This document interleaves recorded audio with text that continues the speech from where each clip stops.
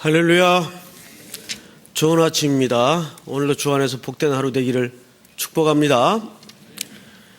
여인 셋만 남았습니다. 폐가가 되었죠. 먼 땅을 떠나 꿈을 쫓아왔지만 의도대로 되지 않았습니다. 남편도 죽고 두 아들도 세상을 떠났습니다. 과부가 된 젊은 두 며느리, 그리고 역시 과부가 된 나오미, 이렇게 여자 셋이 덩그러니 남겨졌습니다. 이제 이 집은 어느 모로 보나 소망이 없어요. 유대인들 율법에는 계대 혼인법이라는 게 있습니다. 이 법은 이렇게 되었을 경우에 유일한 방법이 다시 나오미가 결혼을 하는 겁니다. 그리고 아이를 낳아야 돼요. 사내 아이를 낳아야 됩니다. 그래서 그 아이가 성인이 되도록 기다려서 과부가 된 형수가 되겠죠. 그 형수와 결혼을 시켜서 자손을 이어가게 하는 것이 이들의 전통이고 율법이고 계대 혼인법입니다. 그만큼 혈통을 잇는다는 것은 인류 역사의 중심 주제예요. 그런 법률이 있었습니다. 그런데 나오미에게는 그것마저 불가능한 것이 아이를 낳을 수 있는 생물학적인 육신의 상황이 안 돼요. 이렇게 이 집안은 이제 대가 끊어지는 폐가가 되고 맙니다. 이때 하나님께서는 이 몰락한 한 가정을 어떻게 회복시키는가? 여기에 몇 가지 중요한 숨겨진 원리가 있습니다. 우리 6절을 한번 자세히 볼까요? 그 여인이 모압 지방에서 여호와께서 자기 백성을 돌보시사 그들에게 양식을 주셨다 함을 어떻게 해요? 듣고 이에 두 며느리와 함께 일어나 모압 지방에서 돌아오려 하여. 오늘 전체 본문의 22절까지를 확대해 보면 오늘 모티브가 되는 두 단어는 첫째가 듣고입니다. 듣고. 그리고 두 번째 주제가 돌아오려 하여.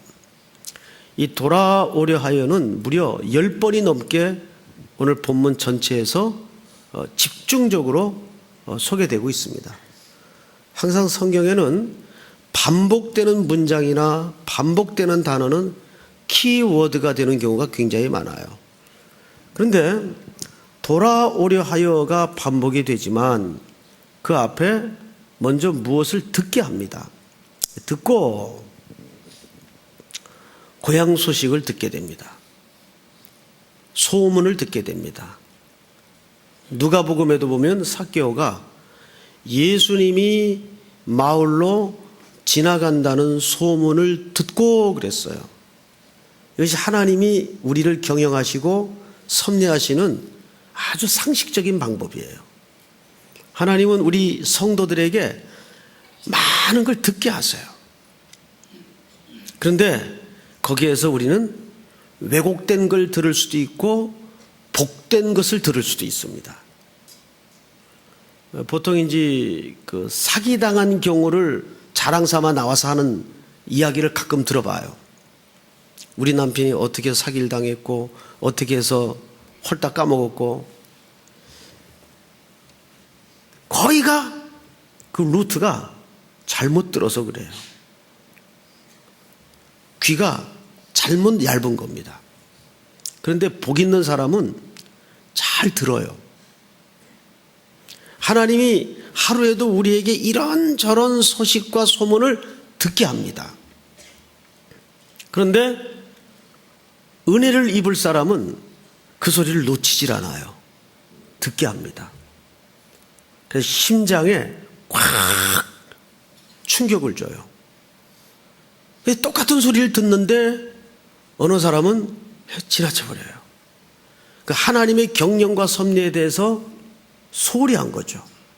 하나님은 먼저 하나님의 사람들을 움직일 때 그 심령을 꿈틀거리게 만들 때 먼저 들려주세요. 소식으로 들려주시고 소문으로 들려주시고 지나가는 말처럼 들려주시고.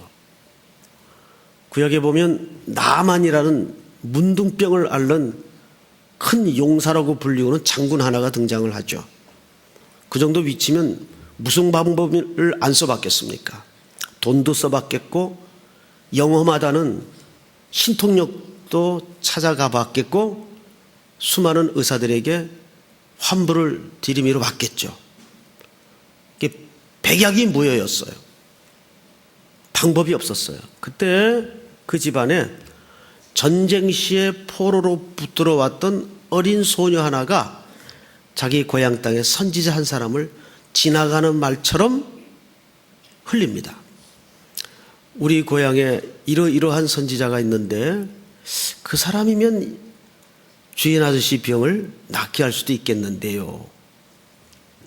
그런데 나만이 그 소리를 무시하지 않았어요. 들었어요. 무시할 수 있는 상황 아닙니까? 그런데 회복과 고침으로 가는 길에 하나님이 듣게 만들었어요. 이 하나님이 경영하시는 하나님의 방법이에요. 여러분, 하루에도 수많은 정보들이 쏟아지죠. 근데 잘 듣는 귀가 복된 귀입니다. 그만 아담은 불행하게도 하나님의 음성도 있었고 아내의 음성도 있었고 뱀의 소리도 있었는데 이것을 분간하지 못했어요. 잘못 들었어요. 뱀이 여인의 뒤에서 속삭이는 소리를 들었어요. 그게 더 확실해 보이고 그게 더 가능성이 있어 보이고 그것이 내게 행복을 줄 것만 같은 소리로 들렸어요. 그래서 그만 그 뱀의 소리를 듣게 됩니다. 여러분, 이 모압 지방의 상징이 뭔지 아세요? 뱀이에요, 뱀. 엘리멜렉이 가족을 끌고 그곳을 향해 떠났을 때는 아마 그쪽에서 들려오는 소리에 귀를 기울였습니다. 그런데 엘리멜렉과 나오미의 차이가 뭐예요? 부부지만 나오미는 이제 남편마저 잃어버린 가정을 책임져야 되는 위치에서 먼저 하나님의 흘려주시는 소문을 듣게 됩니다. 이 세상에는 울부짖는 소리, 고통하는 소리, 수없이 하나님이 감추어진 하나님의 마음의 소리가 있어요. 교회가 그걸 듣지 못하면 딴짓하게 되고 헛소리하게 됩니다. 사무엘상에도 보면 한나가 성전에 엎드려서 통곡을 하며 자기의 원통한 마음과 아픈 마음을 부르짖을 때 엘리라는 제사장이 뭐라 그랬죠? 예. 때가 어느 때인데 취해 주정하느냐? 끊어라! 하나님의 소리를 듣지 못할 때 그때는 말씀이 끊어진 시대였거든요. 하나님의 소리를 듣지 못할 때 영적인 지도력과 지도자들이 교회들이 헛소리하게 돼 있어요. 큰 고통, 그 심령 깊은 곳에 울부짖는 소리를 못 듣는 거예요. 이게 어쩌면 오늘 성도들의 문제이요 오늘날 영적인 공동체의 진정한 문제일 수가 있습니다. 이스라엘 공동체가 하나님의 능력과 하나님의 은혜로 홍해를 건넜다는 소식을 온 가나안 사람들이 들었어요. 그리고 그 소문은 입에서 입으로 전해졌을 겁니다. 그런데 두 정탐꾼이 가나안 땅에 들어갔을 때 그 소문과 그 소식을 들은 수많은 사람들은 이스라엘 백성들을 대적했지만 신기하게도 오늘 이 룻기와 관련이 되어 있는 라합이라는 여인 하나만은 내가 너희 하나님의 소식을 들었다. 너희들이 홍해를 어떻게 건넌지를 들었다. 너희들이 이 땅에 들어오거든 나와 내 가족을 구원해달라. 단순히 숨겨주는 걸 담보로 생명을 구하겠다는 말이 아니라 그것은 구원에 관한 믿음이에요. 믿음은 어디서 난다 그랬죠? 들음에서 난다 그랬어요. 들음에서. 믿습니까? 오늘 하루뿐만 아니라 평생 이 순례길을 마치는 날까지 여러분들은 잘 듣는 귀에 복을 누리기를 바랍니다. 얼마나 세상에는 뒤섞여 있어요. 어느 게 독인지 어느 게 약인지 분간하지 못하잖아요. 그걸 우리가 분별해서 판단할 수 있는 문제입니까? 우리가 분별해서 판단할 수 없어요. 그럴 때는 하나님께 복을 구하는 수밖에 없어요. 은혜를 구하는 수밖에 없어요. 하나님 꼭 들어야 될 소리를 듣게 하시고 볼 것을 보게 해 주시옵소서. 그런데 많은 사람들이 여기까지는 동의를 하고 감동을 해요. 정말 그렇다. 잘 들어야 되겠다. 그게 우리 살 길이다. 끝. 거기서 끝나요. 나오미는 어떻게 했죠? 돌아가려 하여. 그래서 무려 이 마지막 페이지까지 1장 마지막 절까지 나오미의 가장 강력한 인생의 모티브가 돌아가려 하여. 그리고 결국은 베들레헴 땅에 돌아갑니다. 우리가 들었으면 액션을 취해야 돼요. 기독교는 관념의 종교가 아니에요. 기독교는 언어의 유의도 아니에요. 하나님의 말씀을 들었으면 그것이 내 뼈가 되고 살이 되고 삶이 돼야 돼요. 믿습니까? 네. 자, 이제 이어서 또 성경을 보십시다. 그렇게 초라한 여인 셋은 이제 일어나 돌아가려 합니다. 7절, 있던 곳에서 나오고, 나와야 되겠죠. 머물러서는 안 돼요. 나오시기 바랍니다. 두 며느리도 그와 함께하여 유다 땅으로 돌아오려고 길을 가다가 8절 시작. 나오미가 두 며느리에게 이르되 너희는 각기 너희 어머니의 집으로 돌아가라. 너희가 죽은 자들과 나를 선대한 것 같이 여호와께서 너희를 선대하시기를 원하며 여호와께서 너희에게 허락하사 각기 남편의 집에서 위로를 받게 하시기를 원하노라 하고 그들에게 입맞춤에 그들이 소리를 높여 울며 시작. 나오미에게 이르되 아니니이다. 우리는 어머니와 함께 어머니의 백성에게로 돌아가겠나이다 하는지라. 네, 자 잠깐 앞을 보실까요? 이 룻기의 이 대목은 어김없이 5월이면 가정의 달을 맞으면 부모님들한테 특별히 시어머니한테 효도를 해야 된다라는 주제로 아주 잘 등장하는 본문이기도 합니다. 여러분 이 부분은 효에 관한 문제가 아닙니다. 효에 관한 내용도 아닙니다. 이 부분은 조금 더 깊은 영적인 개념이 이 속에 감춰져 있죠. 그래서 5월 달에 아주 며느리들이 이 본문 때문에 곤욕을 치러요. 생각해 보세요. 사람이 이 지구촌에 존재한 이상 시월두가 편할 역사가 어디 있었겠습니까? 언제나 시월두 관계는 불편했겠죠. 뭐 이때라고 별 달랐겠습니까? 그런데 어째서 한 여인은 떠나고 한 여인은 이 어머니를 쫓아 베들레헴 땅까지 오게 되었을까요? 여기에 성경이 힌트를 하나 그대로 여과 없이 우리에게 소개하고 있죠. 우리 그 성경을 좀 짚어보도록 하겠습니다. 나오미가 이 두 여인을 돌려 세운 이유는 11절부터 소개되고 있죠. 나오미가 이르되 내 딸들아 돌아가라. 너희가 어찌 나와 함께 가려느냐? 내 태중에 너희의 남편 될 아들들이 아직 있느냐? 아까 설명한 그 내용입니다. 내 딸들아 되돌아가라. 나는 늙었으니 남편을 두지 못할지라. 가령 내가 소망이 있다고 말한다든지 오늘 밤에 남편을 두어 아들들을 낳는다 하더라도 너희가 어찌 그들이 자라기를 기다리겠으며 어찌 남편 없이 지내겠다고 결심하겠느냐. 내 딸들아 그렇지 아니하니라. 여호와의 손이 나를 치셨으므로 나는 너희로 말미암아 더욱 마음이 아프도다 하매 14절 다 같이 시작. 그들이 소리를 높여 다시 울더니 오르바는 그의 시어머니에게 입맞추되 룻은 그를 붙쫓았더라. 자, 베들레헴을 향하던 세 여인의 행로는 여기서 극명하게 갈라집니다. 오르바는 다시 자기의 고향 모압으로 돌아가죠. 그리고 룻은 어머니와 여기 붙잡다라는 표현은 무슨 뜻인가 하면 바짝 존경하여 붙들다 그 말이에요. 붙쫓았어요. 자, 근데 그 이유를 성경이 이렇게 소개하고 있네요. 15절.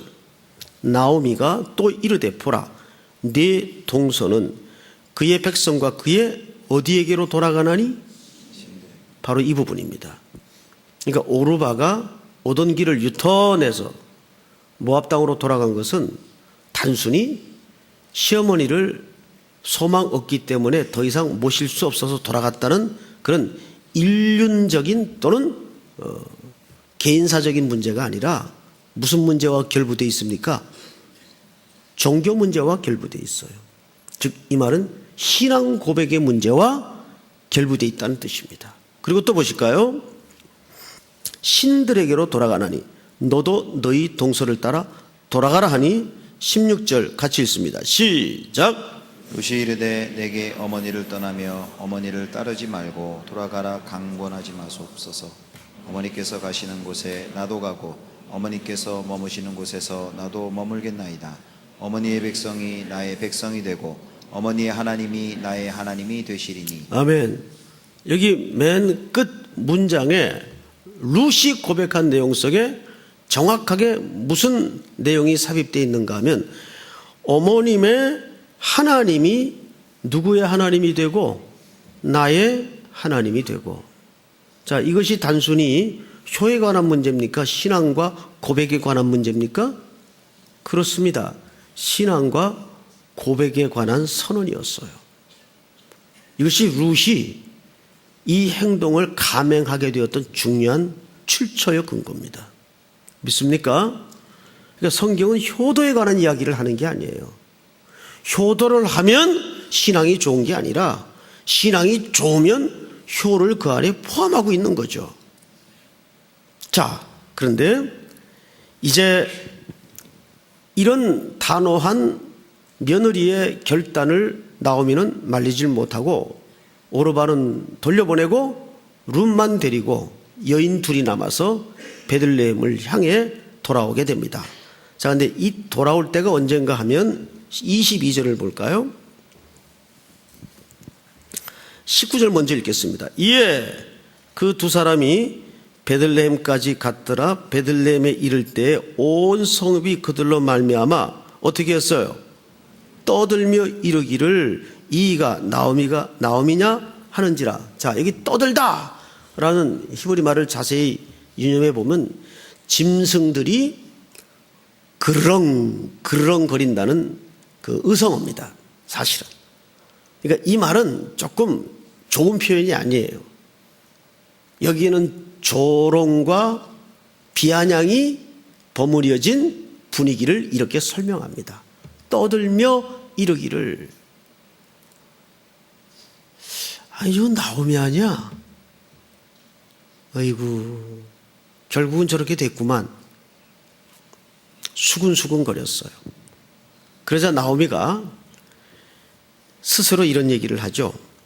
20절. 나오미가 그들에게 이르되 나를 나오미라 부르지 말고 나를 마라라 부르라. 마라라는 말은 괴롭다, 쓰라리다. 나오미는 희락, 기쁨, 즐거움. 자기는 하나님께 징계받은 인생임을 스스로 고백합니다. 여러분, 10년간 모압 생활을 통해서 나오미는 철저하게 하나님 앞에 자기의 인생을 깊이 생각했을 거예요. 우리가 왜 고향 땅을 떠났던가? 그리고 모압에서 이 삶이 도대체 나에게 무슨 의미가 있나? 하나님을 떠난 결과가 이렇게 피폐해 줄 줄이야 내가 상상이나 했을까? 별별 고뇌와 잠 못 이루는 밤을 지내면서 고통을 가슴에 두 아들이나 앞세워야 했던 어머니의 심정 어땠을까요?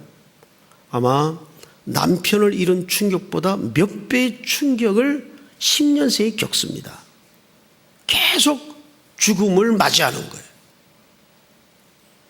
거기서 나오미는 하나님 앞에 깊은 자기 성찰을 하게 됩니다. 하나님이 나를 치셨다. 하나님이 나를 괴롭게 하셨다. 여러분 그렇게 떠들지 마시고 나를 더 이상 나옴이라 부르지 마시오. 말하라 하시오. 괴롭다 쓰다.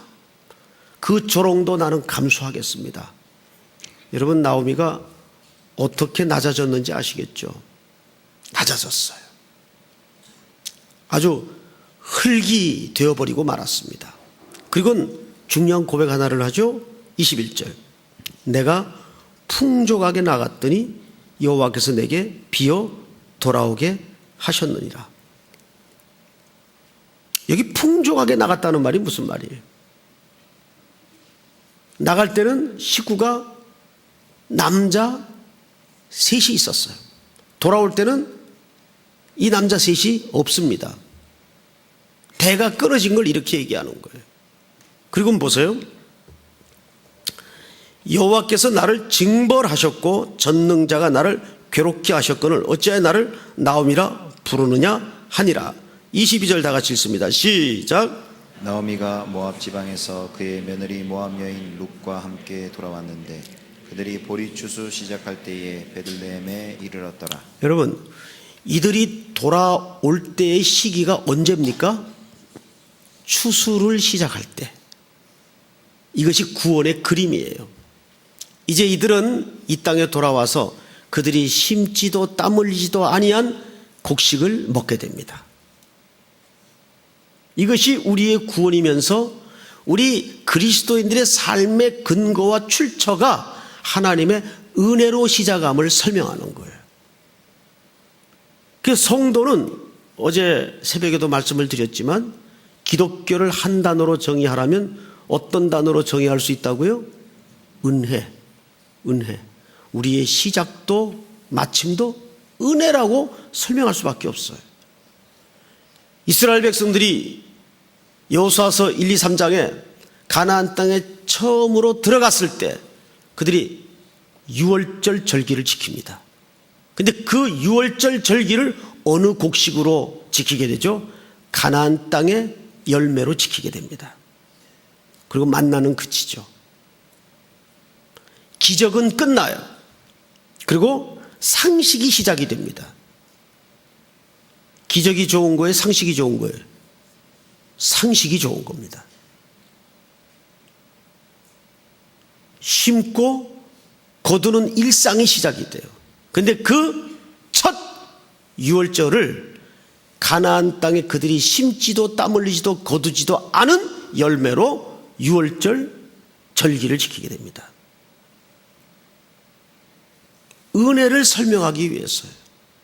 이들 여인 둘이 돌아와서 뭘 먹습니까?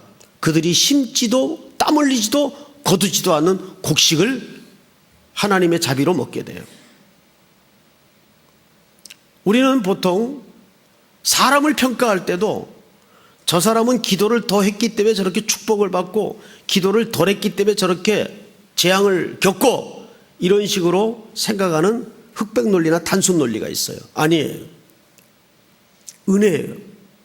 시작도 은혜고 마침도 은혜입니다. 여러분 이거는 우리 전 존재 속에 뼛속 깊이 각인돼야 돼요. 믿습니까? 자, 그런데 그 은혜를 더더욱 확실히 하는 하나의 사인 같은 그림이 여기 하나 숨겨져 있습니다. 성경에는 없어요. 그 글자가.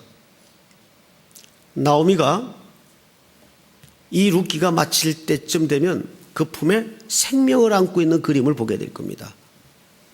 그런데 그 생명뿐만 아니라 나오미가